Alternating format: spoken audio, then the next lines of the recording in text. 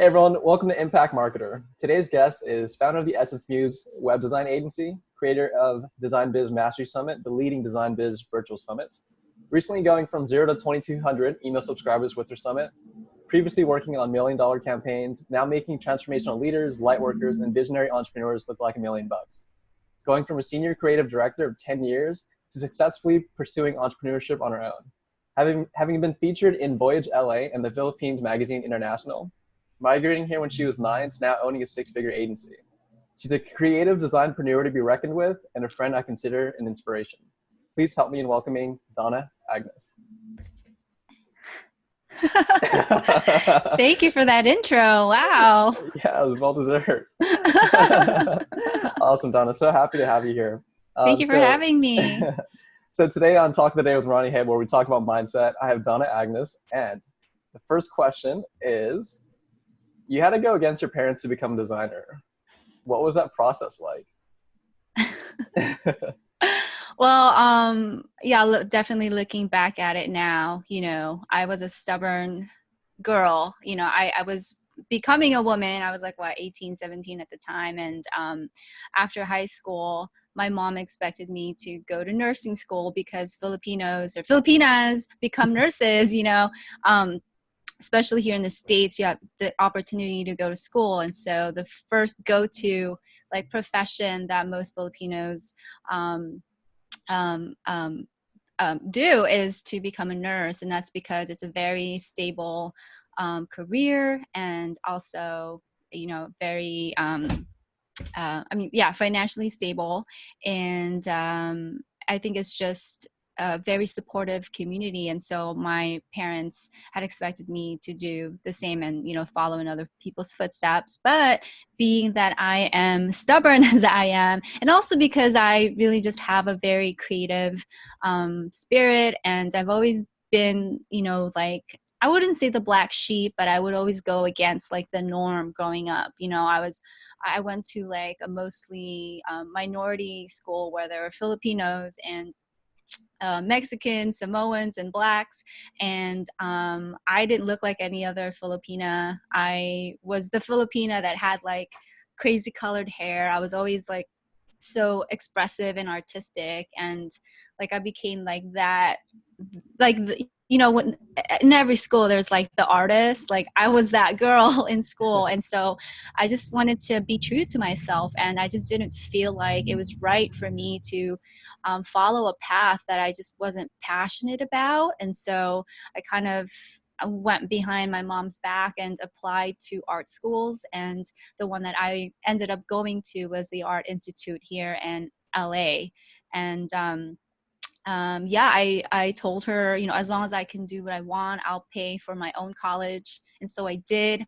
I worked part-time jobs while going to school. I was working at a car dealership, actually. I was a receptionist while going to art school, and I would take my assignments to work, and I would paint at work. And it was it was fun, and it was a lot of juggling, but I managed to get a bachelor's degree after 3.5 years. And my mom now, she's, super proud. And when I ended up having a really amazing career, she took back her doubt in me, and she was happy for me that I followed my passion. So at the end of the day, if you have that intuition, it tells you to follow a different path. I suggest, you follow your gut, because ultimately you have to make yourself happy. And I'm so glad I did that. If I was a nurse, I would probably be so unhappy. I can't handle,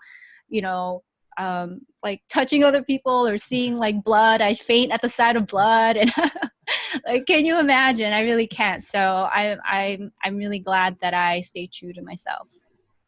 And so did you tell your mom right away, or did you just go do it behind her back and then kind of show her the proof afterwards? Yeah, I just went behind her back. And she was really upset because she thought that I wasn't going to school. But I was after a few months, she realized, and I did tell her about it. I told her I was interested in that college. And of course I couldn't have gone without her signatures and stuff like that, but she didn't really take it seriously. She thought it was just art school, but I was actually learning like technical things, Hmm. web design and like multimedia design, like even design for broadcasting. So I learned it all, and she didn't really see the impact of it until I got a job. Like out of the gate, I was making, I think, like $60,000 right out of school. And then she was like, "Whoa, okay, I believe you now." Hmm. The money talks. Yeah, money does talk. Super interesting. And I ask these questions because I know a lot of younger, maybe Asian millennials, struggle with telling or expressing their needs to their parents because of the backlash, and they just kind of do with what their parents want, and that bothers me to my core. And yeah, so how did growing up as an immigrant like affect your ambition or your drive? I I feel like every day it's still kind of like the driving force behind everything that I do. And mind you, I mean, there are immigrants who come out here, and I think the biggest thing is just like um, adapting to the new culture. It's very different culture than from what I, grew up with back home. Um, and Just the fact that we have access to better education out here. I think that's the number one thing that I'm just so grateful for, because the fact that I got to go to art school and then eventually got a bachelor's degree in design. Not that you can't do that in the Philippines, but it's just, once you have a career here through your degree, you just earn so much more. You have you're valued even more. And on top of that, after leaving my career to become an entrepreneur, I always tap into that gratitude, always, because the fact that I'm so abundant enough to be able to transition from being an employee to entrepreneur, I had a solid foundation, even though it was a struggle, starting out my business, and I lost that foundation for a while, for a bit, until I had to like learn how to build it back up. The fact that I had the courage to leave my job was because I felt um, I felt like supported enough to do that. And that's thanks to the opportunities that I've had growing up here, going to school here, learning how to speak English, learning how to communicate, and to help clients, to help other people who can pay me.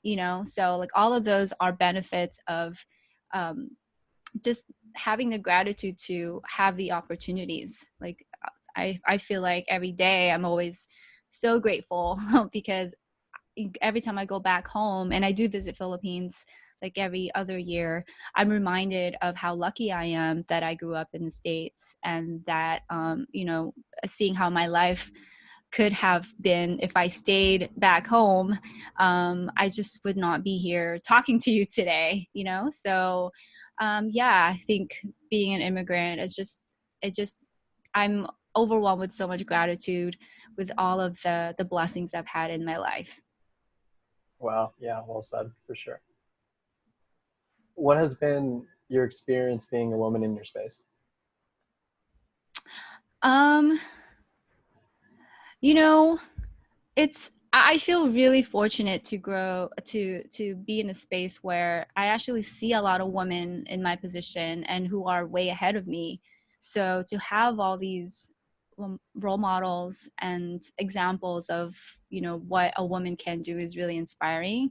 And I know that it took a few years to get here, and it's really interesting. I feel like I'm just growing up to see the shift in our culture. But I think also the digital age has a lot to do with that. The exposure to all these women like rocking it out in their businesses is because of what we've seen on the internet. And so again, like going back to gratitude, I'm just so grateful that I live in a time where that is the reality. And of course there's always going to be some kind of um I don't know, controversy or some kind of like inequality in different industries. But I know in my space, I'm just really happy to see women who are like leading in their own industries, and the men are supporting them. And it's not even about men versus women, it's like everyone is supporting each other, you know, so we are becoming like more and more equal. And that's at least what I see in my space. I don't know how it is in other industries, but yeah, like as a woman, I don't feel at all that I'm being held back, and that's such a blessing to say. You know, I don't feel like anything can hold me back, and the men in my life in this space are so supportive of me, and we all support each other. So yeah, I feel like, yeah, it's all, it's great. Yeah, I'm grateful. So if you weren't an immigrant, would you still be grateful, I guess? Like, how can someone else be grateful without having that Yeah, experience? great question. Um, I think it's just, you know, what grateful is just you're seeing the you're seeing what is available to you, and then you are thankful of that instead of focusing on the lack, instead of focusing on things that you wish you had. And you know, that's something that I had to overcome as well. And that is like what, you know, we talked about before, was a scarcity mindset. And when you come from nothing and you get a little bit of something that's valuable, like, oh my god, of course you're going to be so grateful. And so if you are not an immigrant, or you don't have, you know, you're not in that situation where you're coming from nothing, um, there's always something that you desire. But then if you don't, if you feel like it's impossible to have that thing that you desire, you know, focus on the things that you do have. Because and it's not even about comparing with other people, you know, it's your own journey, it's your own like internal dialogue that you have to deal with every single day. um you know, you just have to let yourself know that, like, wow, like, you know, we are abundant, or I am abundant. You know, I have so much to work with, and I'm going to give it all I got, you know, instead of focusing on what you don't have, and wasting your time and energy, you know, feeling like the devastation of like the lack, you know. So yeah, it's a constant mindset shift, like moment by moment, I think. Mm-hmm. And if you're not necessarily a positive kind of person, you know, you have to work at it. It's something that you have to be mindful of every moment. And last question, like, do you have rituals or triggers to help you get back to that place of being grateful? Yes, totally. I'm really big on affirmations. I'm constantly like, if I ever feel like, you know, like there's a, you know, like a limitation or a lack, I have like a list of you know, I have my post-it notes that I post on my screen. And I remind myself like how, you know, how provided, how much I'm provided for, you know. So like all these things that are available to me are blessings. And so like I have reminders all the time. I tell myself in the mirror, or I listen to you know, motivational music. I know it might sound like woo woo, but um, it is really to change your state, because your mind is very powerful, and it can convince you, you know, like all the negative things that you believe, it can convince you it's real.